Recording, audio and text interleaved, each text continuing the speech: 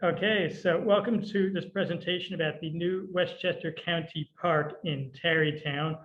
We will tour lost mansions of the Millionaire's Colony and hear about neighbors and friends of the area's most famous resident, Washington Irving, of course. So this is an area that is obviously of professional interest to me because Historic Hudson Valley owns and operates the tours at Sunnyside, Irving's home, and our colleagues at the National Trust operate Lyndhurst.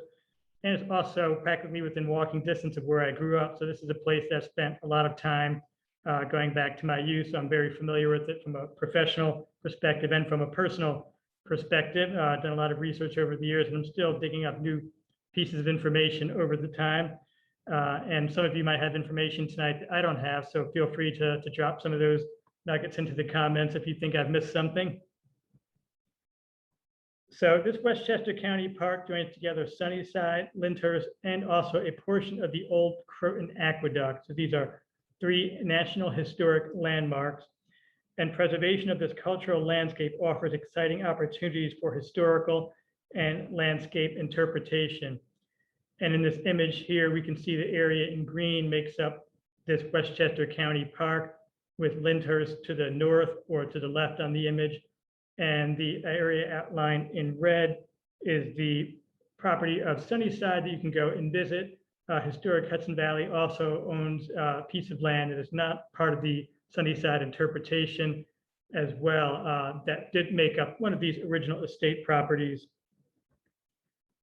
The county park and its 37 acres brings together 67 acres from Lyndhurst, about 35 acres from Sunnyside, and a section of the old Croton Aqueduct to create a huge swath of open space, about 139 acres, in an area of otherwise densely built suburban housing.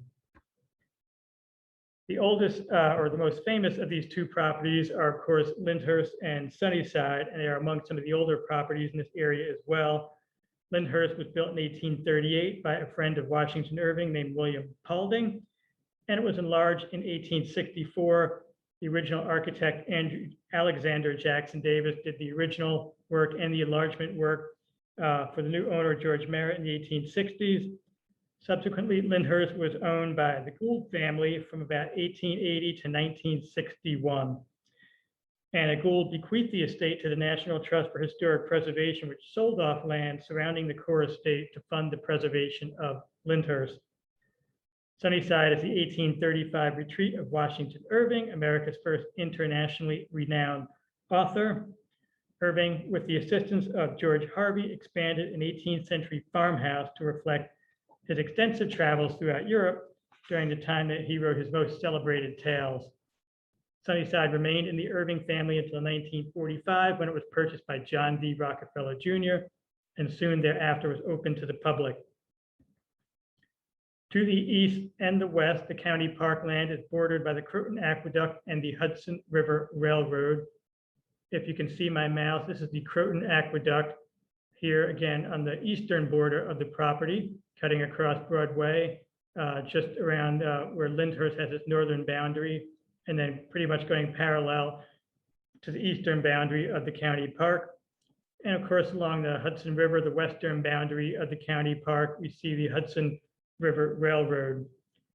The Croton Aqueduct was built between 1837 and 1842 to carry water from the Croton Reservoir to New York City, a journey of 41 miles.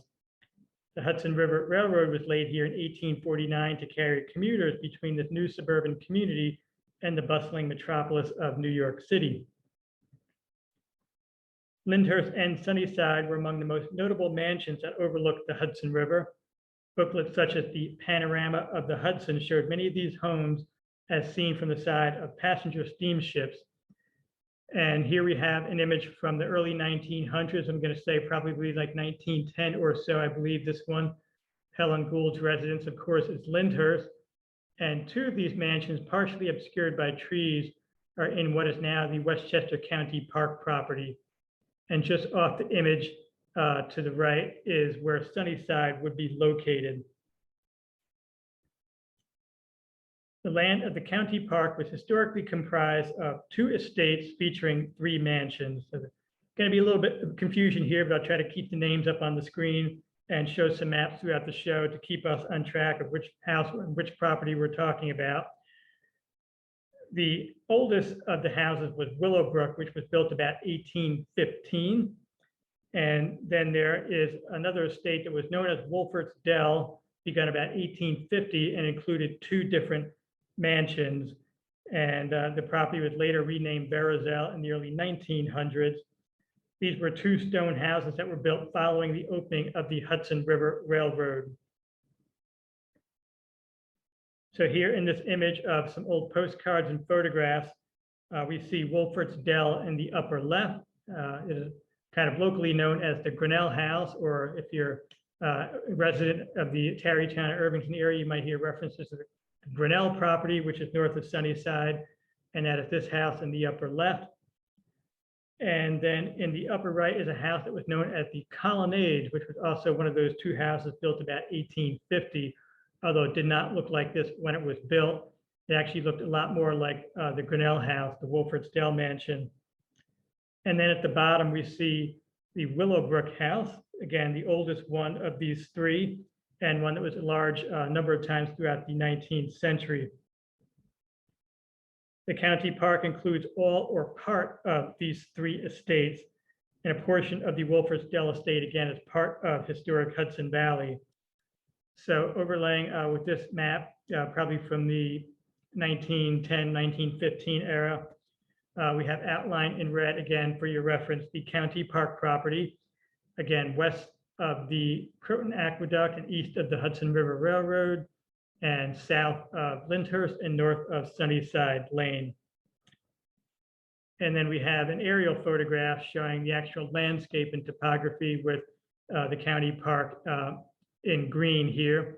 And again, this is Sunnyside down here at the left and Lyndhurst property up here at the north. And the light green line is the Croton Aqueduct.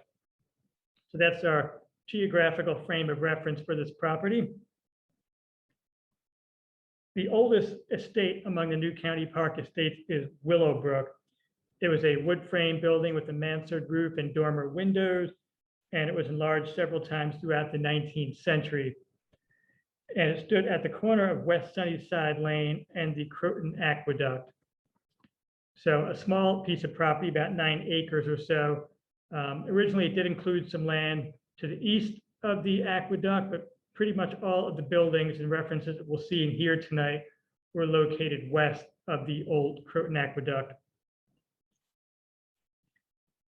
Little is known of the estate's earliest owners. Again, if you have information that I don't, feel free to share it, but I'm not aware of any images of the house that predate 1850. But we do know some of the names of people who owned the property in the early 19th century, including a fellow named Thomas Thornton, who it is understood built the house around 1815. And then there was Charles and Susanna Pindar, who moved in a few years later. They called the property Pindar's Vale. Charles Pindar is a native of St. Petersburg and was a consul for Russia in the United States. Their daughter Susan was a contemporary of Washington Irving. He was not the only author who lived in this neighborhood or was from this neighborhood, but Susan Pindar was a noted author of poems and contributed to the Knickerbocker magazine. Perhaps the person who had the most influence on the county park in the immediate area was Oscar Irving, who was a nephew of Washington Irving, our famous Irving. But Oscar is a little bit lesser known, but nevertheless, he owned the area, owned the estate for maybe about 10 years or so, the 1820s and 1830s. And it was during his time of ownership of Willowbrook that Washington Irving became familiar with this specific property here that would eventually become his home. Of course, Irving had visited Tarrytown in his youth and was generally familiar with the area. But while he was visiting his nephew Oscar, he became very familiar with the cottage along the Hudson River and aspired to own it and make it into his own little paradise. And eventually he would indeed purchase that cottage and build it into Sunnyside. While Sunnyside was being built, it is believed that Irving had actually spent some time living at Willowbrook. This is the cottage at the foot of West Sunnyside Lane that Irving purchased. We see it here, how it appeared prior to its improvements by Irving. And this is perhaps representative of a number of the tenant farmhouses that formerly stood on the land of Phillipsburg Manor and would have been located up and down present-day Route 9 or Broadway throughout Tarrytown and Irvington. Following Oscar Irving, a fellow named George Jones owned Willowbrook and all of the land, indeed, that would make up the county park, about 110 acres of land he owned here in the south end of Tarrytown.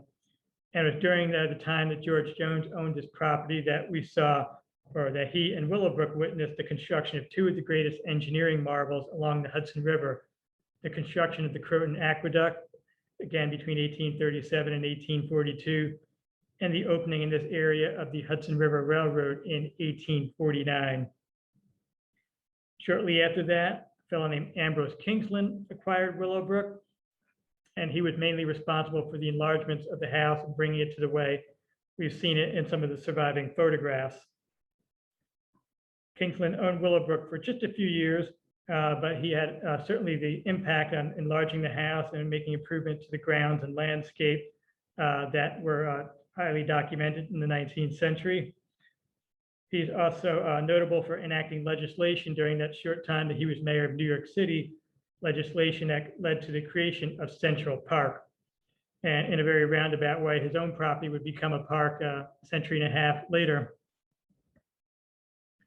So from basically the 1850s onward, we see the visual representation of Willowbrook, and we have an undated postcard here from my friend Marlo Stern, who is a collector of postcards of Tarrytown and Irvington, showing the house with a broad piazza, numerous windows and dormer windows on the mansard roof up there, and awnings to give the house some shade to cool it off in the summertime.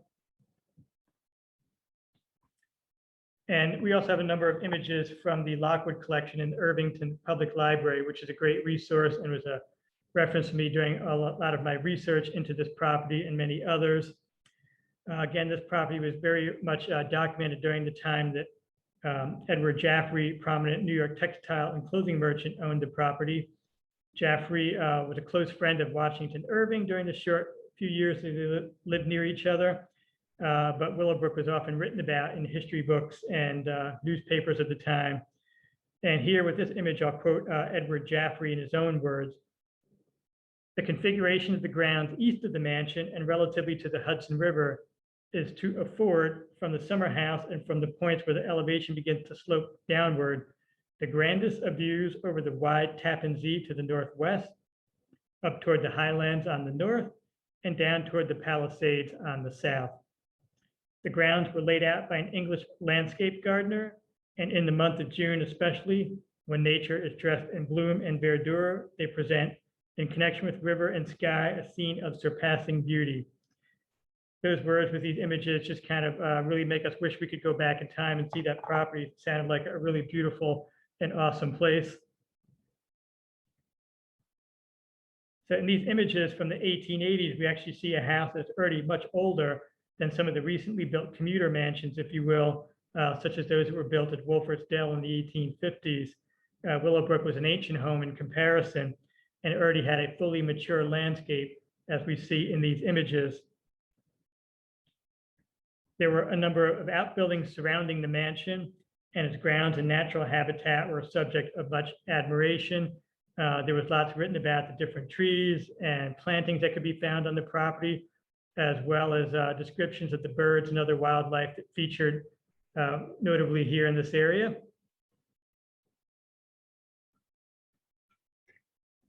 And speaking of birds and wildlife, there's a very colorful story as it relates to Edward Jaffrey's daughter and a poem written by Washington Irving. Because what happened here is Washington Irving's ducks awoke one day. They lived in the little Mediterranean pond. If you visit the Sunnyside, you are no doubt familiar with what we affectionately call the Little Med. And Irving's ducks awoke one day to find out the Little Med was dry. And they ran uphill to express their consternation at Mr. Jaffrey, who had built a dam on the Sunnyside Brook to divert water into his newly enlarged home, probably outfitting new bathrooms and new plumbing fixtures and new sinks and whatnot. And he wanted to take advantage of the water from the Sunnyside Brook to fill up his house. So in defense of the Sunnyside Ducks, Washington Irving being a man of letters, he sought to resolve the situation by appealing to Jaffray's 5-year-old daughter with a poem. And if you can indulge me for a couple of minutes here, I'm going to read the poem that is entitled "The Lay of the Sunnyside Ducks," humbly dedicated to Miss Florence Jaffray. By Sunnyside Bower runs a little brook, as wild can be. It flows down from hills where Indians lived of old to the mighty Tappan Sea. And this little brook supplies a goodly little pond where Sunnyside ducks do play. Snow white little ducks with top knots on their heads, and merry little ducks are they. And high up the hill stands fair Jaffray Hall, where a mighty chief doth dwell. And this little Indian brook flows through his lands in his own little rugged dell.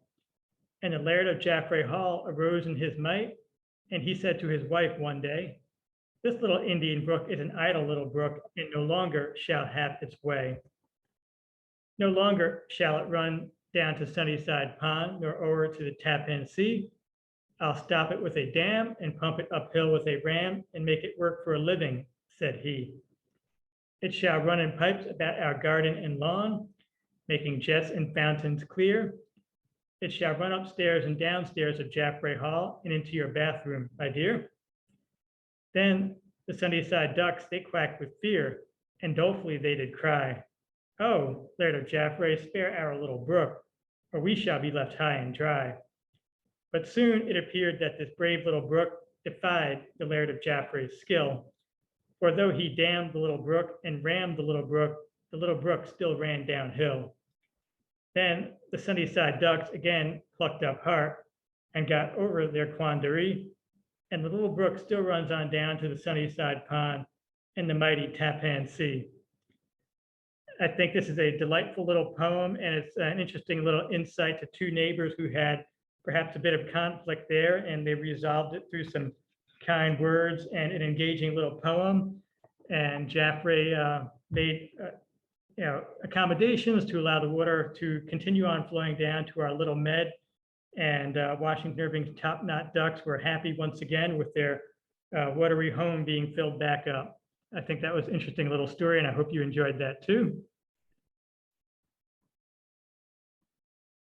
In the 20th century, Willowbrook changed hands many times, and real estate advertisements survived with thorough descriptions of the house and grounds and natural features of the estate. You can actually find these advertisements on eBay and auction sites. People clip them out of old magazines such as Country Life, and you can pick them up for a few bucks. And they've also been a very interesting and informative resource for my research as well.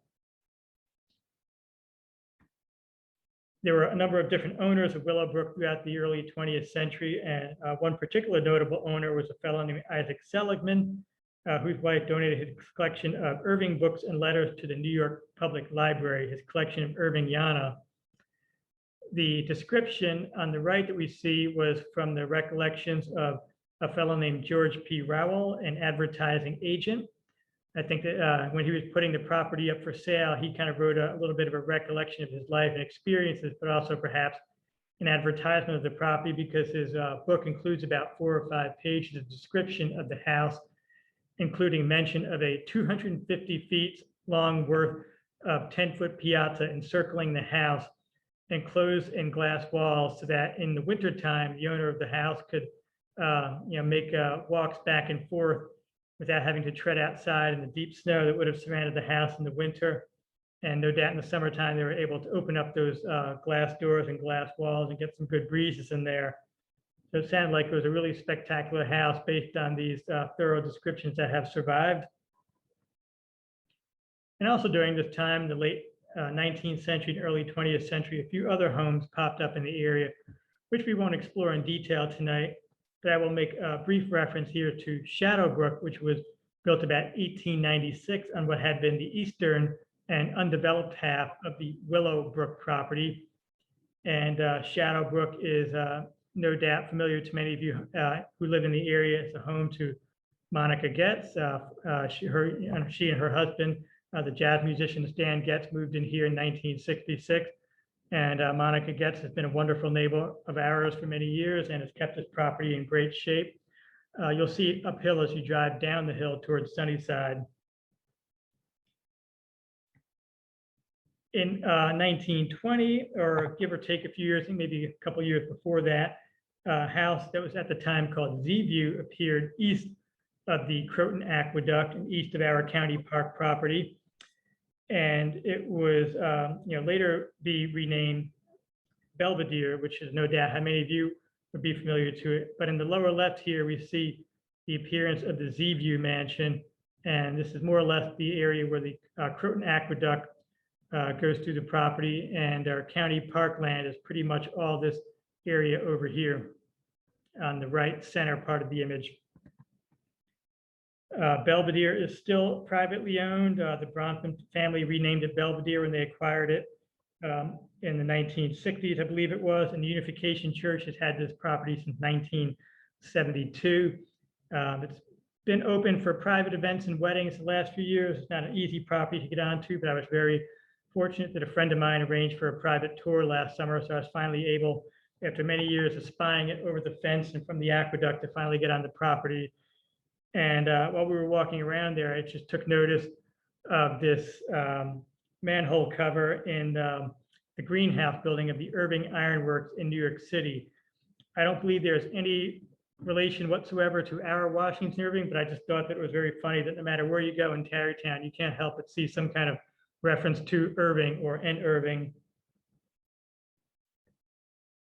So here we see an aerial view of Willowbrook in the 1930s, and the mansion here is at the lower center part of the image. And in the center, we see some gardens and a greenhouse and more gardens up here at the top, and a carriage house and barn complex in the upper right, and the aqueduct that we're all familiar with from having walked on it here on the right-hand side of the image.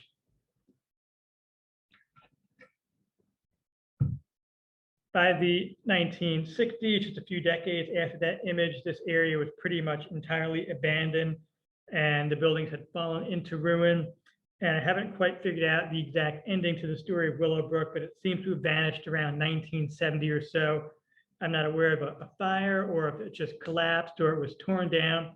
But our references that I've been able to dig up seem to disappear around 1970 or so. And what is left today are just foundations of some of the buildings that we'll see later on in the talk. So next we'll move on to the Wolford's Dell property. And this is the one that's a little bit confusing because it was usually, and for the most part, owned by one person or one family, but there were two mansions on the property that were built about 1850, kind of identical to each other. But later on, the northerly house would be enlarged and altered and added onto with those columns, if you remember that image of the house with the columns earlier in the show. So this drawing was made right after the Wolford's Dell mansion was built about 1850, and this image appears in a collection of sketches by a fellow named Edwin Whitefield. It basically was the first visual compendium of Hudson River mansions that were built around the time of the opening of the Hudson River Railroad. And there have been many, many books about the great estates of the Hudson River that have been written since then. The first owners of Wolford's Dell were Moses Grinnell and Julia Irving Grinnell. And they were here in the 1850s, although they had married earlier in 1836. Julia Irving Grinnell was a niece of Washington Irving, and Moses Grinnell was a shipping merchant and was a commissioner of Central Park in New York City in its early years. The Grinnells primarily occupied the southerly house and rented the northern mansion to family members and relatives, a practice that later owners followed. This is perhaps the best surviving photograph of Wolford's Dell in that time period of the Grinnells' ownership. This is a stereographed image from the New York Public Library. And if you're curious about the name Wolford's Dell and why they chose it, well, it's closely associated with Sunnyside. Obviously, in geography and proximity, it was very much close by. It's the northern adjacent house to Sunnyside. But the name Wolford's Roost comes from Irving's, or shall I say, Dietrich Knickerbocker's appellation for the ancient stone farmhouse that preceded Sunnyside. So it's a play on the early name of Washington Irving's home before it was called Sunnyside. And I'll take a quote here from Nathaniel Parker Willis, who wrote in 1859, Wolford's dell, the residence of Moses Grinnell, who with his nephew married nieces of Mr. Irving, adjoined Sunnyside. In fact, but for the invisible lines of legal demarcation, it is the same place. There being no fences between, and the gravel path from door to door being like a well-contrived shade tangle in a partly wooded lawn. Essentially, Wolford's Dell and Sunnyside and these other homes were all basically one large property with no physical barriers or borders between them, and the owners frequently walked to one from the other and frequently associated with each other on friendly terms. Moses Grinnell was also very influential for a number of other reasons in this area. With George Morgan, he was influential in renaming the post office and train station in honor of Washington Irving, thereby renaming the village of Dearman to what we now know today as Irvington. Originally, it was known as Dearman, but Grinnell and George Morgan had better thoughts and renamed it after Washington Irving, who helped popularize the area, of course, through his stories and tales. Grinnell was also an early patron of the architect Jacob Ray Mould, who later designed a house known as Malkasten for the artist Albert Bierstadt. The name Albert Bierstadt rings a bell. He is primarily noted for his paintings of Western scenes, and these were large paintings that were, several feet wide. And his house there was perhaps one of the largest mansions ever built along the banks of the Hudson River, and included an enormous studio that was suitable for viewing his large, oversized paintings. Malkasten was built in 1866, but unfortunately it burned in 1882. Also one of the very short-lived homes along the Hudson River. And had it survived, it no doubt would be in conversation with Kyka and Olana as top tourist destinations of the Hudson River Valley. If there's one place I wish I could go back in time and see, it would definitely, this would definitely be at the top of the list, if not number one. Following the Grinnells, Wolford's Dell went to James and Helen Banker, who likewise inhabited the southerly mansion and basically placed in trust or rented the northerly mansion to relatives and family members. And then later on, James and Helen Banker were notable in another way because James Banker was an investor in the Edison Electric Light Company, so he was influential in bringing electricity to this area and to the world. The bankers put the property up for sale in the early 1900s. And here we see another real estate advertisement showing the two homes here. And keep these in mind for visual reference. The southerly house was the one we saw the line drawing up earlier, the Wolford's Dell Mansion here, with an addition on the north end of it. And this house we will see again shortly, and it will be greatly altered and remodeled to make it unrecognizable from its early original appearance. So the house takes quite a turn here in the early 20th century when Vera Segrist Hopkins and Russell Hopkins purchased the estate in 1907. Vera Segrist was the granddaughter of Dr. J.J. Lawrence, who originated and sold to J.W. Lambert the formula for Listerine and another preparation called lithiated hydrangea, which was apparently a popular cure for various illnesses in the late 19th and early 20th century. And Russell Hopkins was born in Mississippi and was son of McKee Bennett Hopkins and John Randolph Hopkins, who made a fortune selling an anti-kink hair formula. So we have two very young people who were very much born into wealth and did not really have to work a lot for their fortune, and did some very creative and interesting things with the money once they acquired this property here in Tarrytown. Russell Hopkins, from his childhood, was fond of animals and had a menagerie on the estate. And Wally Buxton and Jeff Canning, two longtime Tarrytown historians who wrote the book History of the Tarrytowns, had devoted several pages to talking about the Hopkins estate and particularly focusing on the menagerie and all the different animals that were found here. And for many years, it was just their description that I had to go by until I made that trip to the Irvington Public Library and found they had about a half dozen photos or so of the menagerie and the mansion. So it was a great resource, and we're glad that somebody took some photographs of this property in the early 20th century to document it for us today. So this zoo existed here for about 15 or 20 years or so, and it seems like most of the animals were disposed of by the early 1920s.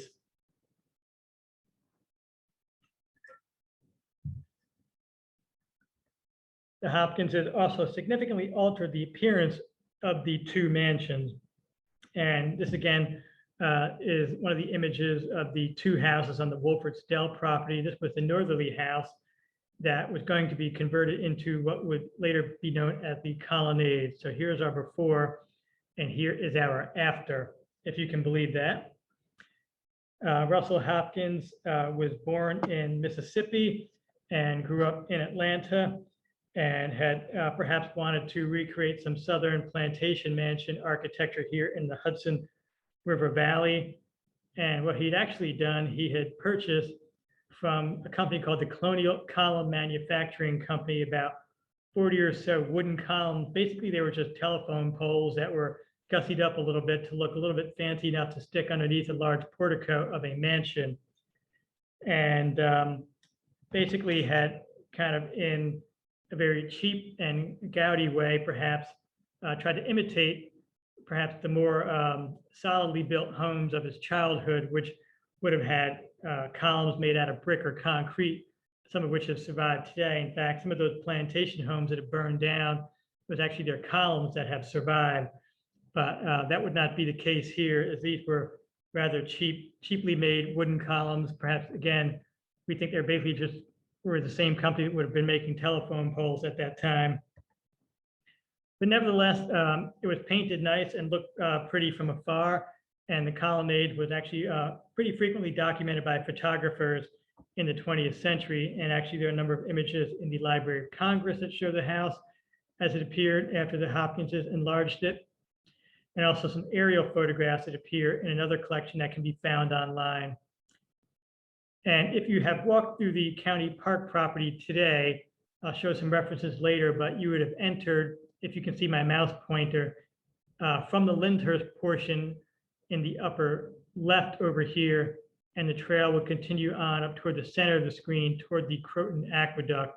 And the trail pretty much right goes past a depression in the ground that was the site of the Colonnades mansion. You might have seen some bits of cement or brick there that were probably part of the house. The arcade was also changed, but not as dramatically as the colonnades. The arcade was originally the Wolford's Dell mansion that we saw that Moses Grinnell and Julia Irving Grinnell lived in. And here again is one of the stereograph views showing the house as it originally appeared in what would have been popularly known as the Hudson River bracketed style of architecture that was popularized beginning in the late 1830s, but particularly around the 1850s and onwards. Unfortunately, we don't have a lot of great images of the arcades, and this is a newspaper photograph enlarged showing an enclosed porch with rounded arches in the Moorish style that surrounded the house that Russell Hopkins had added on this porch to it. A fellow who I've been corresponding with, a fellow by the name of Robert Vandevender, who is from Mississippi, was of the belief that Russell Hopkins, who is also from Mississippi, had wanted to recreate the look of Southern plantation houses such as Afton Villa and Ashland Belle Helene, trying to bring this architecture that was popular in the 1850s to the Hudson River long after it had been gone out of fashion in this area. And these two houses were popular in Mississippi in their time. Afton Villa has burned down. Its gardens are still there that can be visited, but the house is gone. Ashland Belle Helene has been restored and can be visited, I believe. But the two houses that Russell Hopkins had tried to emulate and copy and transpose this architecture onto his houses are gone. But we'll see a few more images of them as we go through the slideshow today. The northerly house was split off from the Hopkins property in the 1920s.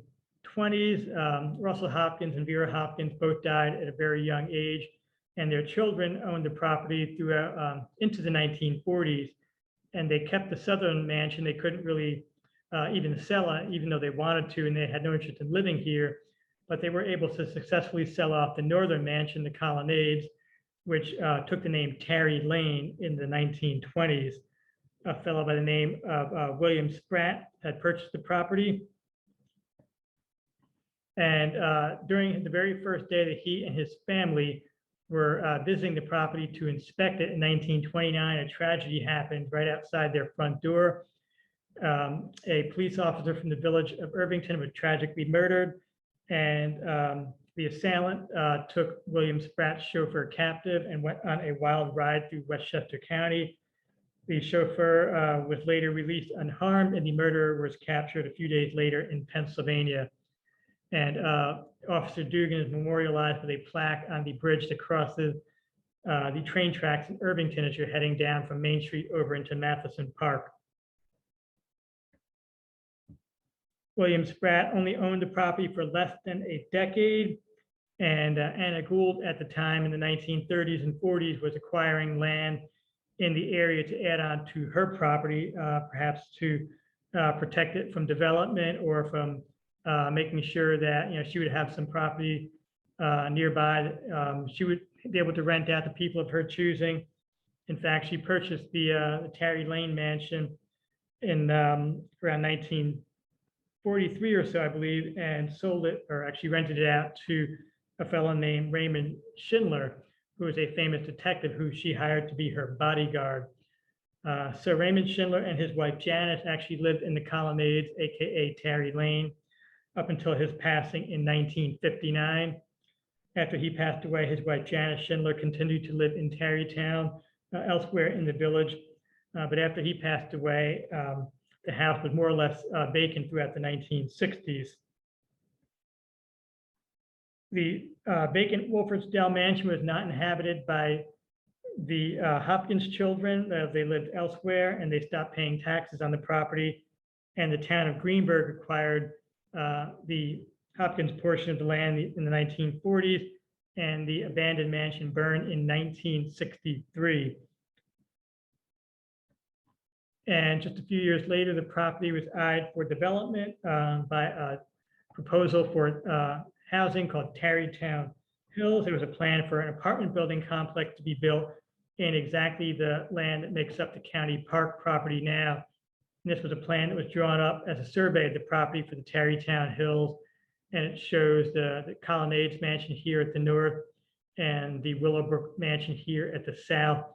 And by this time, the Wolford's Dell mansion was separately acquired by Sleepy Hollow Restorations as a buffer for its property of Sunnyside. So fortunately, for those of us today who appreciate this area, these apartment buildings were not built. We can go and take a walk through the woods and enjoy this property. But actually had been acquired by the Unification Church in 1972, and they may have had some of their own plans for this property. But essentially, by this point, these old estates have receded into history and quite literally disappeared into the landscape. In the 1960s, both the arcades and the colonnades were no longer inhabited and were abandoned. We saw that Wolford's Dell had burned by 1963, but the colonnades remained intact until 1969. And during this 10-year period of disuse, it was actually eyed by producers of a TV show who wanted to use it as a backdrop of a vampire series called Dark Shadows. Anybody here a fan of the show? Don't be embarrassed if you are. But it was a popular TV show and later movie version as well. But it was the TV version that had filmed some exterior scenes at the Colonnades mansion. And here we see Jonathan Frid dressed up as the vampire Barnabas Collins on the portico of the Colonnades mansion.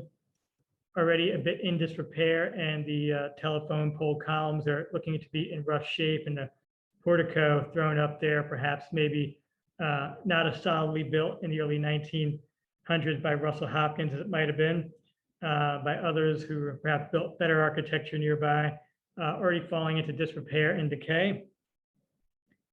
And it was in 1969 that the colonnades burned in a fire of undetermined origin, so it too would disappear. And it actually did disappear entirely. There was no standing trace of the colonnades that I've been able to track down in documentation or in my visits to the property But long after the Wolford's Dell mansion burned, the stone walls were still standing well into the 1970s. So we're looking at the Wolford's Dell mansion that stood just north of Sunnyside and on the property of Sleepy Hollow Restorations. So it was around 1978 that the Restorations, now historic Hudson Valley, decided to finally tear down the ruins of the Wolford's Dell mansion. But the stones from this house still live on today. And I was doing some research in another report on an unrelated topic about Phillipsburg Manor. And I saw a reference that when the new barn was brought to Phillipsburg Manor from upstate New York in 1981, it was built on a foundation of stones that were transplanted from the Wolford's Dell mansion next to Sunnyside. So next time Phillipsburg Manor opens up to the public and you get a chance to visit, take a look at our barn and admire the stone foundation, and you can see what is left of the Wolford's Dell mansion. Those photographs came from a book that was one of the first ones that I came across in my research. These go back again to the sketches by the artist Edwin Whitefield, and it was finally published in book form by John Dukowski in the early 1980s. And this was a book that was lent to me by my high school photography teacher named Tom Johnson. And the photos of the house and the ruins connected me to the overgrown driveways that I saw leading off of the Croton Aqueduct. And this inspired me to explore further and to document the ruins of these estates. Years earlier, my fourth grade teacher in Irvington was Peter Oley, who was the village historian. And it was he who first took me on a walk at the Croton Aqueduct along with my classmates to explore the history of the surrounding area, first inspiring my local history interest. And that first materialized in written form in a report I wrote in high school in 1995, and later manifested itself in a larger report in college that perhaps was a precursor to the Hudson Valley Ruins book that Peter kindly mentioned early on in my talk. This is really where it comes back to for me in the very beginning. And this is what I found when I started wandering around there in the 1990s. Again, this property was not yet a public park. It was still owned by the Unification Church, and it was not open to the public. And it wasn't really, fenced off or anything. There was, no standing buildings there. So you had to kind of be curious to navigate the vines and the poison ivy and the fallen trees to go and see some of these foundations and fountain pools that were left here. And this Willowbrook property were some of the most obvious remnants that you could see close to the Croton Aqueduct. And a little bit further back were some foundations of the gardener's cottage and some of the other buildings. And along West Sunnyside Lane, you could see the Sunnyside Brook that Edward Jaffrey had tried to dam up and take the water from the brook into his house. And there were a number of stone bridges that crossed the brook, which some of which are still there today. The site of the colonnades was heavily overgrown with not only brambles, but also debris that people had left there littered with debris. And the fountain that had the statue on it was, blocked by a fallen tree. The house, again, no trace of it, except perhaps for some of the cement blocks that may have supported the columns of the portico. There also was a massive European beech tree that was about 26 feet in diameter that was thought to have dated to the middle of the 18th century. Unfortunately, that tree is not standing today.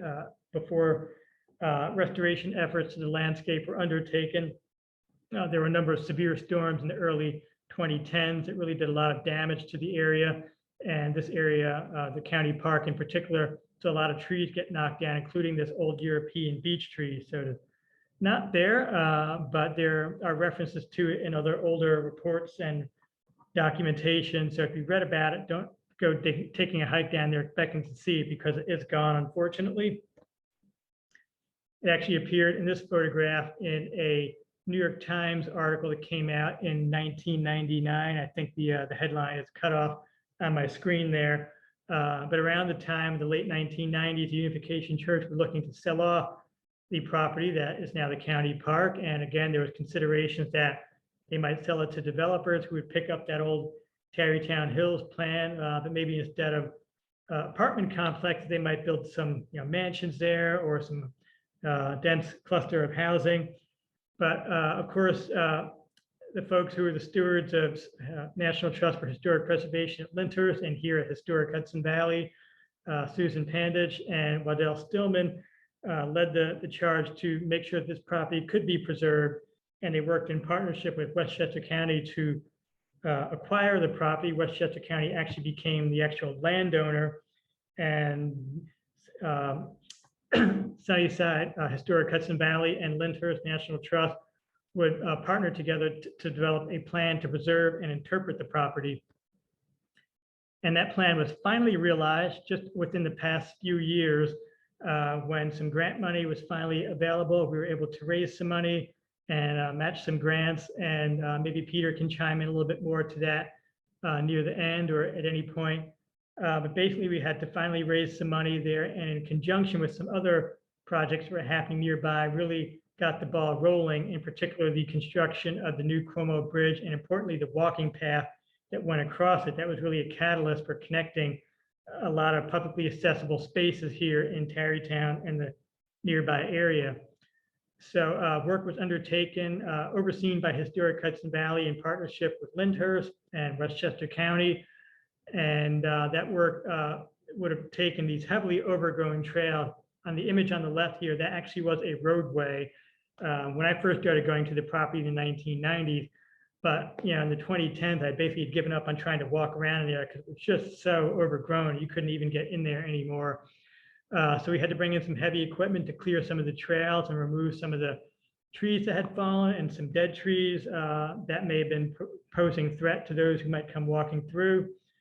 And a new hardtop road was paved through the property to make it accessible not only to walkers, but to bicyclists and those with strollers and those with other wheeled vehicles, whether it's wheelchairs or other kinds of, wheeled vehicles you could go through. You can't drive there, of course, but it's open to pedestrians and those with, bicycles, strollers, wheelchairs. And so they got that hardtop road there, which is a great asset to enable the property to be open to people of all ages and abilities. And it really also enabled us to get in there and clear out some of the views through the property as well and bring it back to how it might have appeared as an active estate in the early 20th century. If you can think back to some of the overhead aerial views I showed, you saw lawns and gardens, whereas the pictures I took in the 1990s, it was just an overgrown jungle that was no longer accessible. So importantly, this trail through the Westchester County Park now connects with the Hudson River Walk, which is a greenway trail, 31 miles of trail along the Hudson River in Westchester County, from Peekskill to the north down to Yonkers in the south, linking together parks, Main Street, historic sites and museums, riverfront access, and the Cuomo Bridge walking path connection to Rockland County. It's just an incredible resource. We've got all these publicly accessible pathways now opened up just within the past few years here. So as you take the walk through there, maybe some of you have done it already, and if you have not, I highly recommend heading on down there. Even now in the summertime, you'll be able to see some of these views.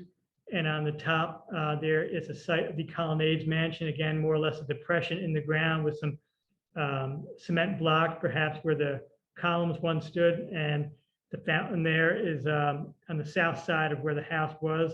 You may recall that fountain with the statue in the postcard image early in the show. You might be able to see that if you go off trail a little bit.